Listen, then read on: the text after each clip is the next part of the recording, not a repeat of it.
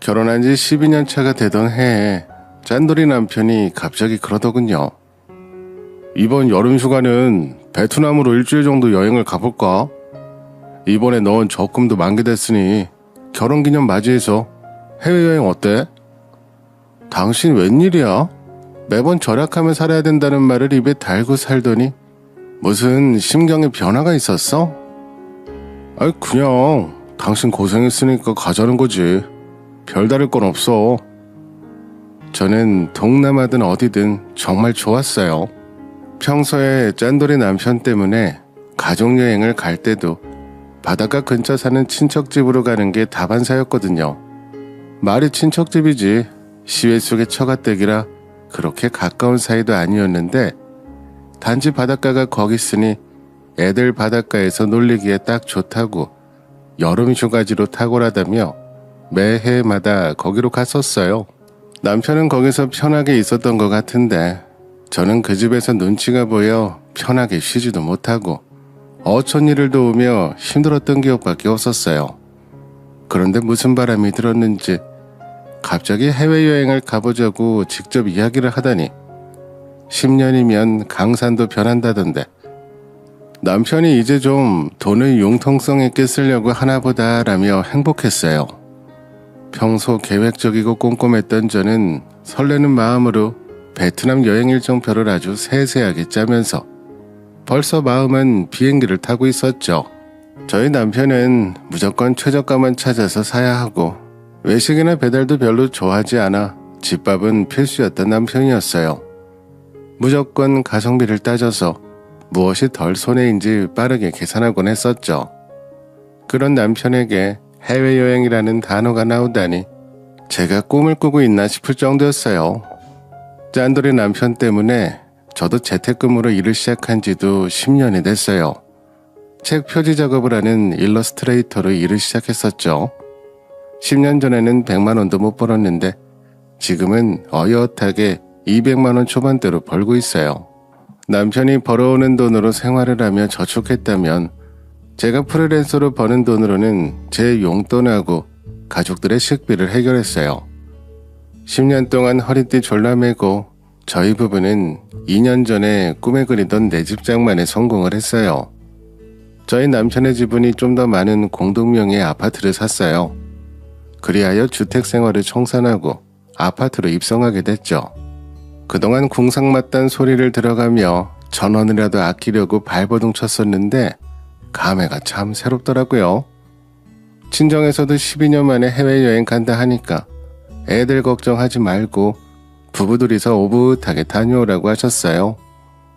몇 년 전에 친정어머니께서 사고를 크게 당하신 적이 있었는데 그때 정말 급하게 수술을 들어가셨고 수술비가 급했어요. 적금은 묶여있지 남편은 돈이 없다고 하지. 그래서 급하게 제 명의의 신용카드로 현금 서비스를 받아 수술비를 낸 적이 있었어요. 그때 당장 수술하지 않으면 엄마가 많이 위험했던 상황이었어요. 나중에 현금 서비스 받은 것을 메꾸기 위해 일을 더 늘려서 한다고 밤을 새운 적도 허다했죠. 친정엄마는 그것에 대해 아직도 많이 고마워하고 미안해하셨어요. 지금은 다행히 친정엄마 건강을 회복하시고 잘 지내고 있으시고요. 그때 남편한테 서운해서 이혼 생각이 잠깐 든 적은 있었지만 그때 저희 형편도 크게 좋았던 건 아니어서 남편을 이해하려고 노력했어요. 친정은 크게 여유로운 편은 아니었는데 두 분께서는 공직에 있으셨어요. 그래서 노후보장은 되어 있었고 밑으로 10살 어린 늦둥이 남동생이 한 명 있었어요. 남동생은 아직 장가가진 않았지만 고등학교 시절부터 오랫동안 사귀었던 여자친구랑 곧 결혼 예정이었어요. 남편이 짠돌이로 자라게 된 데에는 시댁의 영향도 컸을 거예요. 시어머니께서 동네에서 알아주는 짠순이로 유명했어요. 시댁 자체가 대체로 돈을 쓰는 것에 인색하셨고요. 남편과 저는 동네 친구였는데 남편과 연인으로 발전하기 전부터 시부모님과는 아는 사이였어요. 시어머니가 짠순이긴 하셨어도 제가 남편과 그냥 친구인 시절에 집에 놀러가면 따뜻한 밥을 지어주셔서 제 기억 속에는 좋은 분이었어요. 근데 결혼하자마자 바로 돌변하실 줄은 몰랐네요. 시댁도 마찬가지로 남편 밑에 10살 어린 여동생이 하나 있었어요. 이런 인연이 참 쉽지 않을 텐데 저희 부부에겐 각각 나이 터울이 많이 나는 어린 동생들이 있더라고요. 시누이도 시집을 가지 않은 상태였어요. 저희가 결혼을 하고도 시누이는 도대체 뭘 하고 사는 건지 명절에나 한번 볼까 말까였어요. 뭐 시댁갑질에는 꼭 신우들도 세트로 난리치는 데 비해서 저는 차라리 이게 더 낫다고 생각하면서 살았었죠. 마지막으로 시누이를 본 게 재작년 추석이었으니 결혼하고도 몇 번 보지를 못했네요. 남편과 친구였을 시절에 시누이가 살 집이 좀 있었는데 어느 순간부터 홀쭉해져서 나타났었거든요. 그리고는 그 뒤로 한참을 못 봤어요. 여행 소리를 듣고 신우도 떠오르긴 해서 어머님께 여행에 대해 말씀드렸는데 저기 어머니, 애들 아빠가 처음으로 해외여행 이야기를 꺼내네요. 그래서 베트남으로 일주일간 여행 가게 됐어요.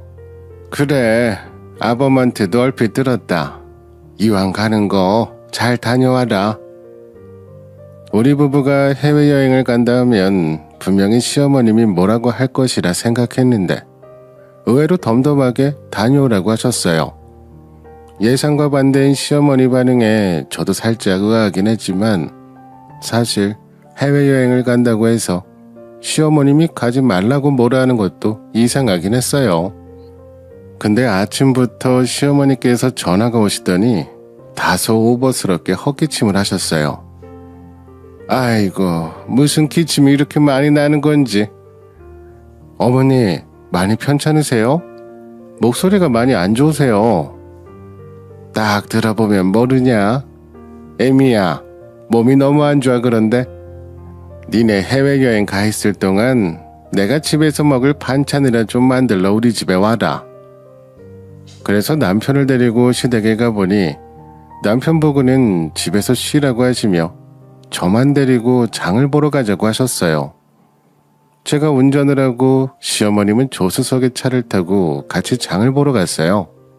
보러 가는 중에도 어머님은 아들 자랑에 정신이 없으셨어요. 너는 남편 잘 만나서 벌써 집도 사고 해외여행도 나가고 정말 호강하며 산다. 우리 아들 등골 빼먹으면서 편하게 사니까 무척 행복하지? 항상 남편한테 충성을 다해서 잘해야 된다. 어머니, 저도 이래요. 우리 부부 같이 돈 벌어요. 집에 들어 앉아서 편하게 있으면서 뭐 벌어봤자 얼마나 번다고 내 앞에서 생색을 내고 그러냐. 너 어디 가서 돈 번다고 하지 말아라. 이 레퍼토리는 10년이 지나도 바뀌지가 않는 소리였어요. 수년간 저도 적게 버는 거 아니고 가정에 보탬이 되는 사람이라고 여러 번 말해도 들은 채도 안 하셔서 그냥 시어머니와 말을 하는 것을 포기했었어요. 집에서 아무리 일을 한다며 바쁘다 해도 집에서 노는 줄 아셔서 매번 시댁에 호출에 풀려갔었어요. 저한테 일주일치 반찬을 만들라 하시는데 저한테 차가 있으니 제가 운전기사인 줄 아시는지 개인 기사 부리듯 하셨었어요. 그래도 몇 년 전에 시아버지께서 돌아가시고 혼자 되셨으니 그 정도는 그냥 아무 말 없이 해드렸어요. 저한테는 매번 네가 돈을 벌면 얼마나 번다고 그러냐고 타박하셨지만 저만 보면 용돈을 달라고 자주 요구하셨어요. 집에서 일하지만 저도 달에 200만 원 정도 벌기 때문에 개인으로 쓰는 신용카드가 있었어요. 시어머님도 그걸 알기에 자꾸 저한테 무엇을 사달라고 하셨었죠. 그리고 애비한테는 절대 말하지 말라고 제 입단속을 시키셨어요. 오늘도 어김없이 마트와 아울렛이 같이 있는 곳에 가자고 하셨어요. 우리 장 보러 가기 전에 아울렛이라도 한번 둘러보자. 나는 해외여행도 같이 못 가는데 옷이라도 사줘라. 네, 어머니. 마음에 드시는 옷 있으면 사드릴게요. 한번 둘러보러 가봐요. 시어머니한테 옷 한 벌 못 해드리겠나 싶어서 아울렛을 먼저 들러서 쇼핑을 시작했어요. 어머니, 이 옷은 어머님 사이즈보다 너무 큰데? 어머님 사이즈로 보셔야죠. 사이즈는 내 마음이다. 내가 알아서 보마. 어머님은 자꾸 어머님 사이즈보다 훨씬 큰 사이즈도 여러 벌 보셨어요. 제가 다른 사이즈를 권하니 어머님 마음이라고 하시며 입을 만한 사이즈로 몇 장 더 고르시더라고요. 그렇게 좋게 10벌은 넘게 사셨는데 옷값만 40만 원치는 나왔던 것 같네요. 그렇게 어머님이랑 장을 보고 시댁으로 갔어요. 거기서 일주일치 반찬 만드느라 정신이 없었죠. 어머님이 요구하신 잡채에 나물 반찬에 전부 손이 많이 가는 것들이라 하루 종일 부엌에 틀어박혀서 요리만 주구장창 했었어요. 그러다 보니 너무 피곤해서 남편이 결혼 전에 썼던 방에 들어가 깜빡 잠이 들어버렸어요. 그러다 잠이 깼는데 거실에서 누군가 말소리가 들려왔어요. 누군가 싶어서 살짝 열어봤는데 시어머니 목소리가 워낙 크셔서 어머님 목소리만 들렸어요. 오늘 애미카드로 네 옷 많이 샀다. 장도 애미카드로 결제해서 네가 좋아하는 간식도 많이 샀어. 걔는 매번 지가 용돈 벌면서 내가 뭐 해달라고 안 하면 생전 해주는 법이 없더라. 그래서 오늘 내가 애미한테 왕창 뜯어냈다.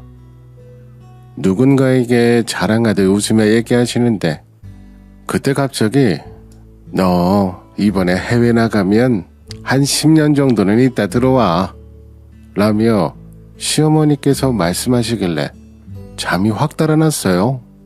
남편에게 듣기로는 일주일짜리 여행이었는데 갑자기 이게 무슨 소린가 싶어서 식은땀이 날 정도였어요. 해외로 도주해야 할 정도면 남편이 무슨 사고를 크게 쳤나 싶어서 걱정이 됐어요. 이럴 거면 우리 애들도 데리고 가야 하는 거 아닌가 하며 오만 생각이 다 들었어요. 그래서 급하게 컴컴한 방에서 휴대폰을 켰는데 휴대폰에서 새어나온 불빛으로 비춰보니 남편은 제 옆에서 자고 있었어요. 그럼 시어머님이 말하는 상대는 남편이 아니라 누구지? 궁금해하며 문을 조용히 열고 살짝 나가서 거실을 봤는데 시어머니 맞은편에 무슨 커다란 이불 보따리가 꿈틀거리는 거였어요. 저는 저게 도대체 뭐지 싶어서 자세히 살펴보니 맙소사 시누이였어요. 살이 도대체 얼마나 찐 건지 앉아있기도 버거워 보일 정도였어요. 당장 내일 죽어도 이상하지 않을 정도로 살이 쪄 있더라고요. 시어머니께서 시누이에게 말했어요. 이번에 네 오빠네 부부 베트남에 해외여행 가기로 했다.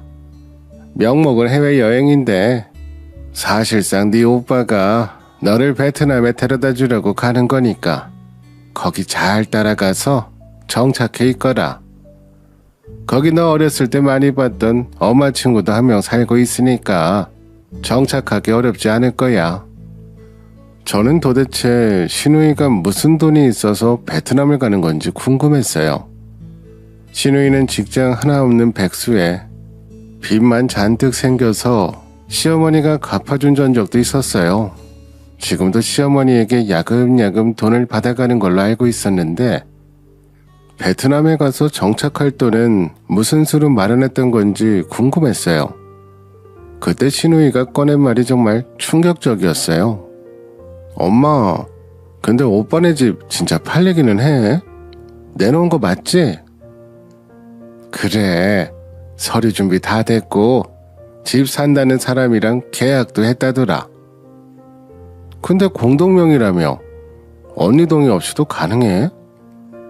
네 삼촌이 공인중개사 아니냐? 공동명의라도 집 하는 데는 아무 문제 없다 하더라. 걱정 하나도 안 해도 된다. 네 새언니 베트남에 가 있을 때 집 한 돈으로 생활비 보내줄게. 시누이가 해외에 나가서 살 돈을 저희 집을 팔아서 한다는 것이었는데 대체 무슨 상황이라서 제 몰래 집을 팔겠다는 결론까지 간 건지 의문이었어요. 남편은 옆에서 태평하게 코까지 골며 자고 있었고 제가 사는 곳은 지방인데 이 동네는 한 달이 건너면 다들 아는 사이였어요. 학교도 초중고가 따닥따닥 붙어 있어서 이 동네 출신이라 하면 이름만 들어도 누군지 대략 아는 정도였어요. 저도 남편과 동네 친구에서 연인으로 발전했기 때문에 모두가 동네 사람이었죠. 최근에 동네에 신축 아파트도 생기고 지하철이 이 동네까지도 연장하는 바람에 큰 아울렛이 있는 복합상가도 들어오고 자연스레 집값도 올랐어요. 그래서 저희 부부도 이 동네에 생긴 아파트로 이사를 했었던 거였어요. 신우이와 제 동생의 나이가 비슷하니까 제가 남동생에게 문자로 물었어요. 혹시 김진미라고 알아? 내 신우이 이름인데 너랑 나이 비슷하고 우리 동네 출신이야. 당연히 알지. 신우이가 고등학교 시절 친구들 물건을 훔치고 결국에는 돈까지 훔쳐서 자퇴했다고 하는 거였어요. 누나, 일단 내가 누나 신우이에 대해 더 알아볼 테니까 일단 기다려봐. 저는 남동생에게 연락이 올 때까지 뜬 눈으로 밤을 지새웠어요. 다음날 해가 뜨자마자 누군가가 시댁 현관문을 미친 듯이 두들기기 시작했어요. 저는 너무 놀라서 나가려고 하자 황급히 누가 나를 붙잡았어요. 뒤를 돌아보니 신우였어요. 새언니, 지금 절대 문 열면 안 돼요. 아직 타이밍이 아니에요. 신우이는 목소리를 작게 말하며 제가 문을 못 열게 필사적으로 현관문을 가로막았어요.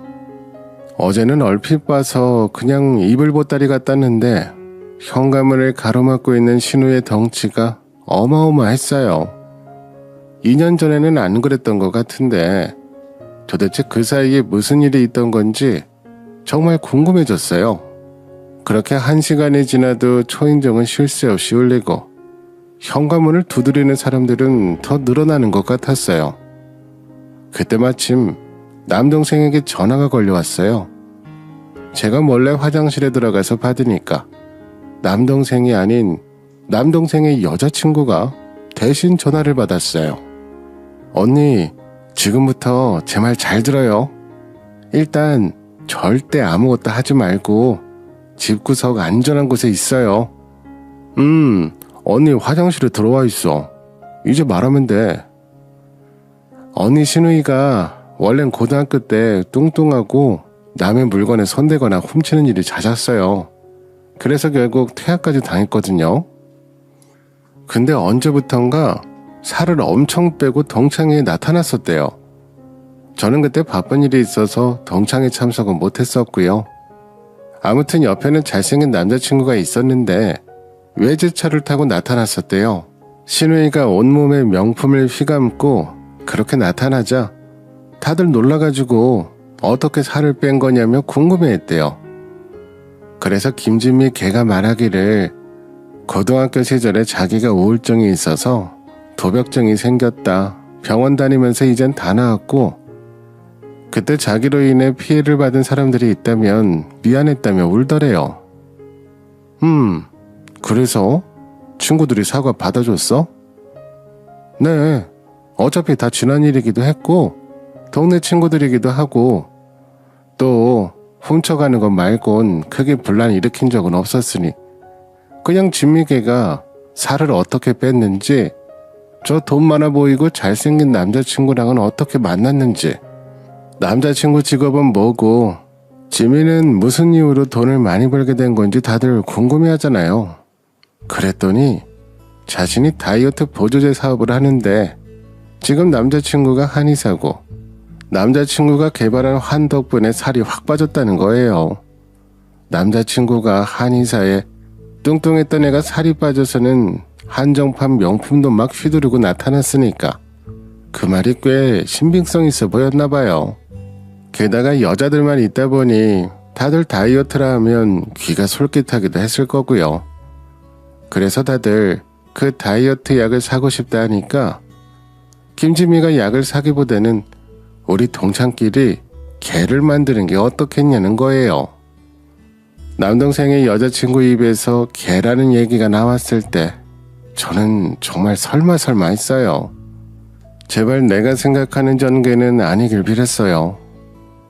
걔를 만들어서 이 사업에 투자한 비용에 따라 이자를 높게 주겠다고 덧붙여서요. 설마 다들 그 말을 믿은 건 아니지? 처음에는 동창들 중에 모두 그 말을 신뢰한 건 아니었고요. 그냥 그 중에 귀가 팔랑거리는 애들 있잖아요. 그런 애들 몇 명만 개모임을 만들어서 반신반의하는 마음으로 했는데 진미가 몇 달간 꾸준히 계속 투자한 돈에 대한 이자를 주더래요. 그것이 소문나기 시작하면서 개 들어오는 동기들이 많아졌대요. 저희 엄마한테 여쭤보니 이 동네가 다 거기잖아요. 그러다 보니 동기 엄마들의 사돈의 8촌까지 개모임이 들어왔단 거죠. 지금 언니 시댁문 두드리는 사람들 모두 여기 동네 사람들일걸요. 그리고 문제는 저희 엄마도 500만 원 넣어서 피해보셨대요. 아마 거기서 문 두드리고 있을 거예요. 예비올케에게 이 사실을 듣고는 한동안 머리에 망치를 맞은 느낌이었어요. 아니 근데 그 10억가량의 돈은 도대체 어쩌고 저희 집을 팔아서 잠적 비용에 쓰려 했던 건지 도무지 이해가 되지 않았어요. 하여튼 여기서 팩트는 신우가 개주인데 이 미친 시댁 인간들은 신우의 도주를 도와주려고 하는 거였고요. 저는 중간에서 희생양이 되었어요. 저는 남편도 제발 신우이와 시어머니의 희생양이 되었길 바라며 남편도 이 사태를 모르고 순수하게 여행 갈 생각이었길 바라며 전화태평하게 아직 코골며 자고 있는 남편을 마구 흔들어 깨웠어요. 당신 지금 현관문 두드리는 사람들 누군지 알아? 제가 막 잠에서 깨어난 남편에게 물었어요. 아, 저거 그냥 놔둬. 모르는 척 해야 돼. 당신도 지금 이 사태에 대해 알고 있단 거네? 나는 지금 이 상황이 뭔지도 모르는데. 그럼 그렇지. 남편도 역시나 한통속이었어요. 저만 이 집에서 바보였던 거예요. 시댁 현관문은 쉽게 수그러들 생각이 없는 듯 두드리는 소리는 계속됐고 신우이는 이제 그 소리가 아무렇지도 않은 듯이 태연하게 라면이나 끓여 먹고 있었어요. 나는 라면을 먹는 신우 앞에 앉았어요. 아가씨, 이젠 저도 알려주셔야죠. 저도 이 광경을 본 이상 그냥 모른 척 있지는 못하겠네요. 제 말에 신우이는 아까 예비올케가 말했던 그대로를 저에게 털어놨어요. 어느새 남편과 시어머니도 거실에 나와서 부엌 식탁에서 신우이의 이야기를 듣고 있는 제 표정을 살펴보는 것 같았어요. 저는 신우이의 이야기를 처음 듣는다는 듯한 표정을 지으며 놀라는 척 다시 되물었어요. 근데 아가씨, 그 약이 효과는 있었나 봐요. 생각해보니 아가씨 전에 엄청 날씬했었잖아요. 다이어트 성공한 거 아니었어요? 아, 그거요. 사실 오빠가 저 지방 흡입하라고 돈 줬어요. 그래서 그때 한창 지방 흡입하고 제가 리즈 시절을 찍었었죠. 신우이는 사태 파악이 안 되는지 자신이 그때 얼마나 감량을 했고 얼마나 예뻤는지 휴대폰을 켜서 갤러리에 들어가 저에게 그 사진을 들이밀며 자랑까지 하고 있었어요. 그러면 아가씨 남자친구는 어디로 사라진 거예요? 그러게요, 언니. 그걸 저도 모르겠어요. 저도 정말 억울해요, 새언니. 일단 통장으로 돈을 받은 건 저고 그걸 남자친구가 현금화 시켜서 비밀장구에 넣어놓는데 남자친구가 돈을 들고 사라졌어요. 그걸 몽땅 다요? 돈이 얼마나 있었는데요? 못해도 10억은 넘어요. 저희 스케일이 다르거든요. 푼돈 벌자고 그런 짓 벌이진 않죠. 신우이는 뇌가 쪼그라든 건지 아니면 원래 모자란 인간인 건지 그 와중에 저한테 자랑을 하고 있더라고요. 그러니까 이 모든 게 애초에 거짓말이었고 모두를 속이기 위한 연기를 해왔다는 거죠. 그 정도 연기력이면 그냥 지방 흡입했을 때 배우라도 하지. 그럼 여우주연상을 받고도 남았을 텐데 이 모든 사실이 정말 내 주위에서 일어난 게 맞는 건가 싶어 볼을 꼬집어 볼 정도로 와닿지가 않았어요. 그런데 제일 배신감이 들고 어처구니가 없던 것은 자신의 동생에게 지방 흡입 수술 비용을 줄 돈은 있고 생사를 오갔던 장모님 수술 비용은 없었다는 이야기였어요. 애초에 돈이 없었던 게 아니라 처가댁에 쓸 돈은 남편 계획에 없었던 거겠죠. 전신 지방 흡입 비용이 정확히 얼마인지 몰라도 그거 꽤나 비싸다는 정도는 저도 알았어요. 저는 살림하면서 육아하면서 밤에 밀린 재택근무하면서 쇠가 빠지게 힘들었는데 남편은 본인 가족들한테 그것도 단순 미용 목적으로 하는 지방 흡입 비용으로 돈을 줬다는 게 정말 충격이었어요. 그렇다면 이런 일이 아니더라도 저 몰래 시댁을 얼마나 줬었을까요? 정말 배신감이 쓰나미 오듯 밀려왔어요. 뭐 그래놓고 나한테 상의도 안 하고 집을 판다고?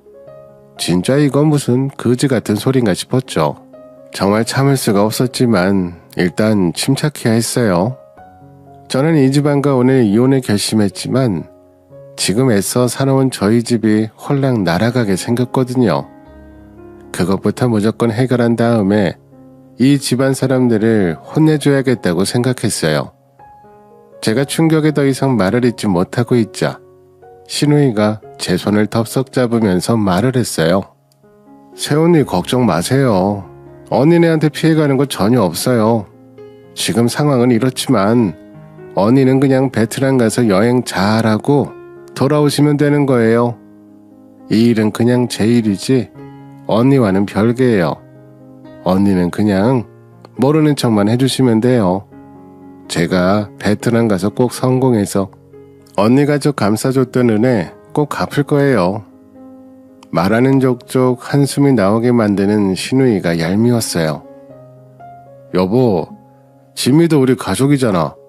하나밖에 없는 신우이 지켜줘야지. 그냥 당신은 모르는 척만 하고 있으면 돼. 우리는 그냥 진미를 안전하게 베트남에 데려다주고 재밌게 여행 즐기고 오면 돼.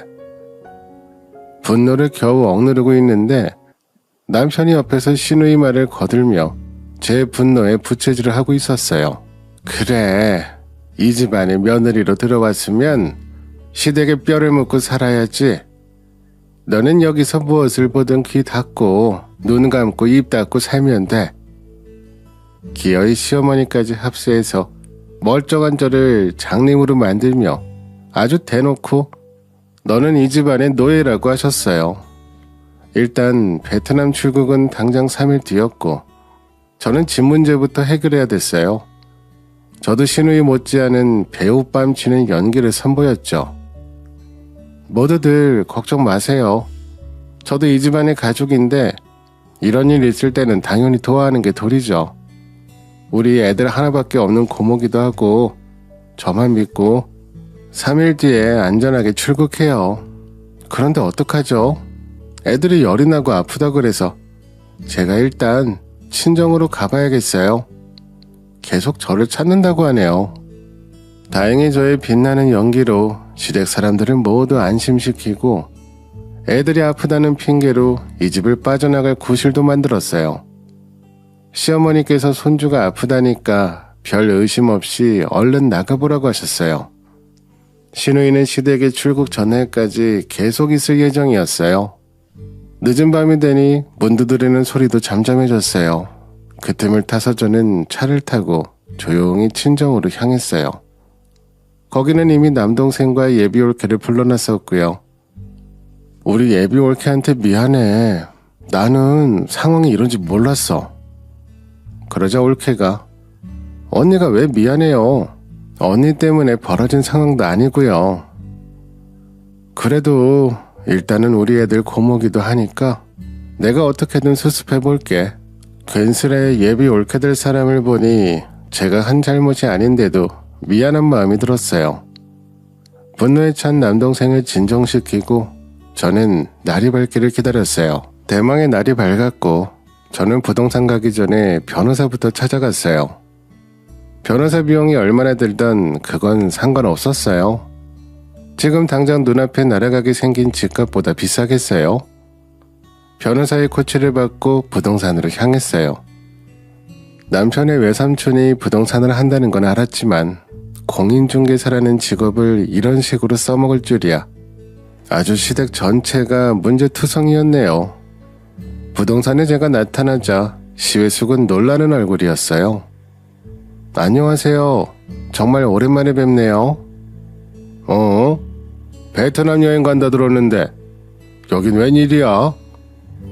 시외숙님, 제 동의 없이 저희 집 매물로 내놨다 들어서요. 취소해주세요. 그건 매수자가 나와서 계약금도 받은 상태라 어려울 것 같은데. 공동명의자인 저에게 위임장을 받거나 전화를 통한 매도의사 확인 절차도 제대로 밟지 않으셨으니 이 계약은 무효예요.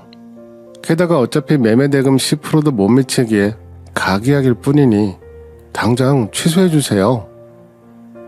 시외숙은 제 말에 눈동자를 이리저리 굴리더니 저를 등지고 휴대폰을 드셨어요.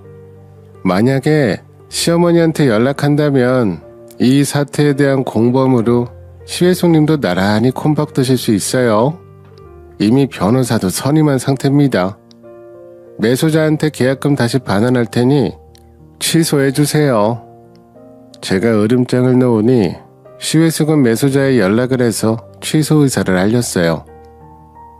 다시 한번 말씀드리지만 시댁에 연락하는 순간 시외숙님도 법의 심판에서 자유롭지 못할 거예요. 마지막까지 으름장을 놓고 부동산을 나왔어요. 그리고 저녁이 되어서 시댁을 갔어요. 신우이에게는 저녁에 다시 시댁에 갈 건데 먹고 싶은 거 있으면 사간다며 계속 문자를 했었고요. 혹여 신우이가 없을까봐 긴장했는데 신우이는 밤이 됐으니 사람들이 모두 갔겠지 하며 마음 놓고 거실 소파에 누워 TV를 보고 있었어요. 시어머니와 남편은 방에 들어갔는지 보이지가 않았어요. 현관문에서 비밀번호 소리가 들리니까 새언니, 햄버거는 사오셨어요? 저 얼른 먹고 싶어요. 라며 큰 소리로 물었어요. 그때 경찰분들이 시댁으로 들이닥쳤어요. 완전히 마음 놓고 있던 신우이는 경찰들을 보자마자 놀라서 소파 밑으로 쿵 하고 떨어졌어요. 한참 방에서 잠을 자던 시어머니와 남편도 놀라서 뛰쳐나왔어요. 시어머니는 이게 다 뭐냐면서 난리가 나셨어요. 신우이 저항이 어찌나 큰지 경찰 4-5분이 붙어도 힘들어 보였어요. 새언니, 저를 감히 속여요? 제가 언니 가만히 안 둘 거예요. 그 와중에도 저를 노려보며 저를 속인 건 신우인데 방귀 낀 놈이 성낸다 하더니 저를 아주 천하의 나쁜 사람 보듯 봤어요. 이 사태에서 시어머니는 그 자리에서 펑펑 우셨어요. 남편은 저한테 소리를 질렀어요. 당신 미쳤어? 감히 우리 가족을 배신해? 당신 때문에 내 동생 다 뒤집어 쓰게 생겼어. 그러고도 당신이 사람이야. 남편의 말에 참 기가 찼어요. 애들한테 저런 거 뭐 필요 없어. 그리고 당신이야말로 우리 엄마 수술비 필요할 때 아가씨 지방흡입 시켜줬지? 그 돈이 몇백일 텐데 그래 놓고 나 몰래 시어머니랑 작당해서 우리 집을 팔아넘길 생각을 해? 이미 매수자한테 계약금도 받았더라 너. 우리 적금 만기된 것도 아가씨한테 줄 생각이었니? 지방 흡입할 돈으로 우리 엄마 수술할 돈만 보태줬어도 우리 엄마 빨리 수술 들어갔고 고생 덜 할 수 있었어. 아가씨 봐봐. 몇백 들여서 지방 흡입하면 뭐해. 몸이 퉁퉁 불어서 굴러다니게 생겼는데 입은 삐뚤어졌어도 말은 똑바로 해. 배신당한 건 나야. 이 집안 사람들이 싹 다 미쳤어. 그러자 시어머니가 저한테 달려들어 제 머리를 잡아뜯으려고 하셨어요. 현관문은 열려 있었고 제가 걱정된 남동생이 때마침 달려들어와 시어머니를 제지했어요. 뭐 하시는 거예요? 우리 누나 머리카락 한 올이라도 빠지면 당신 딸이랑 똑같이 만들어버릴 줄 알아? 남동생이 시어머니에게 화를 내며 소리쳤어요. 2년 때문에 우리 딸이 잡혀갔어. 이 망할 년 어디 두고 보자. 시어머니는 계속 저를 향해 악다구니를 쓰며 달려들려고 했어요. 어머님, 월 500씩 버는 남편이 맨날 돈 없던 이유가 시댁으로 돈이 다 들어가서였네요. 우리 애들이랑 저는 구질구질하게 살면서 돈 아꼈는데요. 그렇게 사랑하는 손주들 입에 고기 한 점이라도 더 들어갈 수 있었는데 그거 아껴서 아가씨 지방 흡입도 시켜주고 아주 기분 좋으셨겠어요. 저 지금껏 살면서 제 앞으로 된 보험비랑 휴대폰비 다 제가 냈고요. 식비 같은 것도 모두 제 돈으로 벌어서 썼어요. 10년 동안 월 100씩 따박따박 벌었어요. 남편 잘 만나서 복 받았다고요? 남편 등골 빨아먹었다고요? 어머님, 그런 소리 할 때마다 저 그냥 듣고 있었어요. 그런데 이렇게 제 뒤통수를 치세요? 그것도 모자라 이제는 동네 분들한테 사기치는 딸내미 도주하는 거 도와주겠다고 제 피 같은 집을 팔아요? 저도 시어머니에게 속에 있는 말을 다 퍼부었어요. 그게 왜 네 집이야? 내 아들 집이지. 어머니, 거기에 제 지분이 절반이에요. 진짜 이 동네가 얼마나 좁은데 저를 속이려고 하셨어요? 이제야 이 집에서 제 위치를 알았네요. 반찬 해달라고 하면 반찬 만들어줘. 어디 데려달라고 하면 개인기사 노릇해줘. 돈 달라고 하면 돈까지 줘. 얼마나 불이익이 편하셨어요. 그동안 시어머니에게 쌓인 것을 읊으면 1박 2일로도 모자랐지만 줄줄이 이야기했어요. 그리고 남편에게 말했어요. 내가 무슨 말할지 잘 알고 있겠지? 이혼이야 우리. 난 변호사 이미 선임했으니 당신도 하려면 하든지. 당신한테 유책사유 있는 거 까먹지 말고. 저는 그 말을 남기고 남동생과 차를 타고 친정으로 갔어요. 친정으로 온 저는 온몸에 긴장이 모두 풀렸는지 다리에 힘이 풀려 그대로 주저앉았어요. 친정 부모님께서 제게 달려와 제 몸을 살펴보시며 고생했다고, 잘했다고 해주셨어요. 자고 있는 토끼 같은 두 아들을 보며 더 잘 살아내야겠다고 다짐도 했어요. 남편과 시어머니는 그 후 경찰서에 출석 요청이 날아왔어요. 집은 매수자의 손해배상까지 해주며 매물을 취소시켰어요.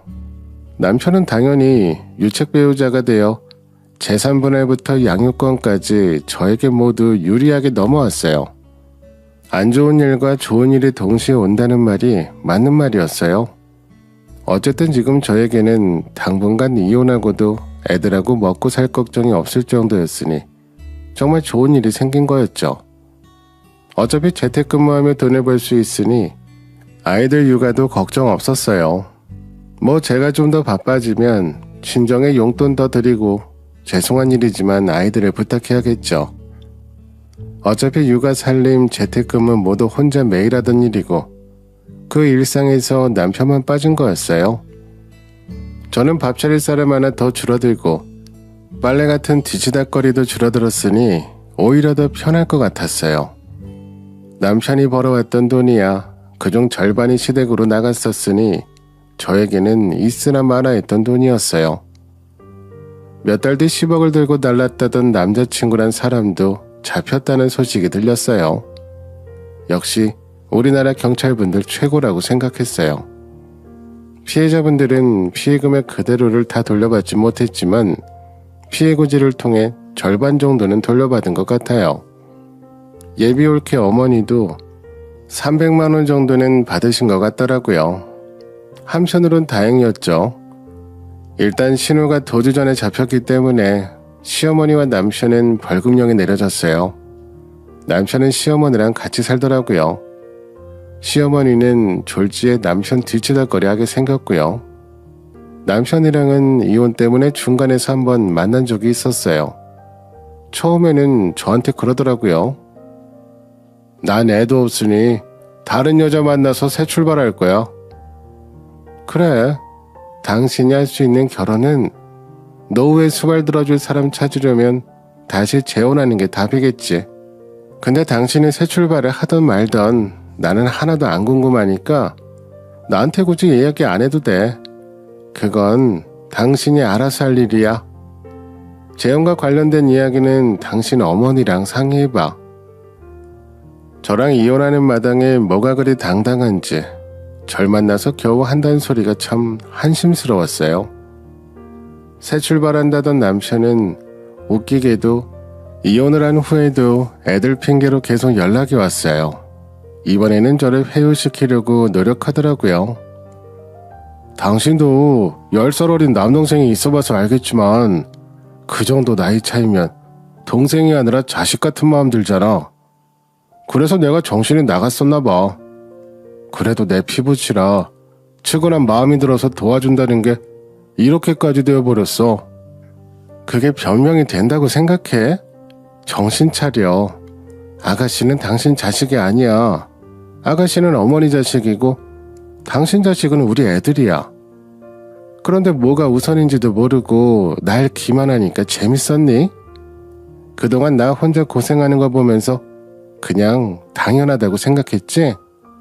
어머님은 아가씨 당신 자식이니까 그렇다 쳐도 당신은 그러면 안 됐어. 아무튼 당신에게 한번 깨진 신뢰는 더 이상 주워담기 어려워. 애들은 나 찾지 않아? 애들 보고 싶은데. 내가 아무리 잘못했어도 애들까지 안 보여주는 건 너무한 거 아니야? 이제 전 남편이 된 애들 아빠의 구구절절한 핑계는 더 이상 듣고 싶지 않았어요. 그동안 아낀다고 내 자식들 옷이나 신발도 꾸역꾸역 물려 입히고 옷이 이젠 좀 작아도 그냥 끼워 입히고 그랬는데 안 그러려고요. 먹고 싶다는 고기도 많이 먹일 거고요. 그리고 매번 여름이면 갔던 똑같은 친척집도 다시는 가지 않을 거예요. 여름 휴가 때마다 시외숙 처가댁에 가서 제대로 쉬지도 못하고 눈치 보면서 일손도 없던 것을 생각하면 아직도 오라가 치밀어 올랐어요. 그 휴가비 아끼겠다고 별로 친하지도 않은 친척집에 굳이 가서 저를 희생양 삼아 그 집에 굳은 일을 떠맡긴 거 생각하면 왜 그랬나 몰라요.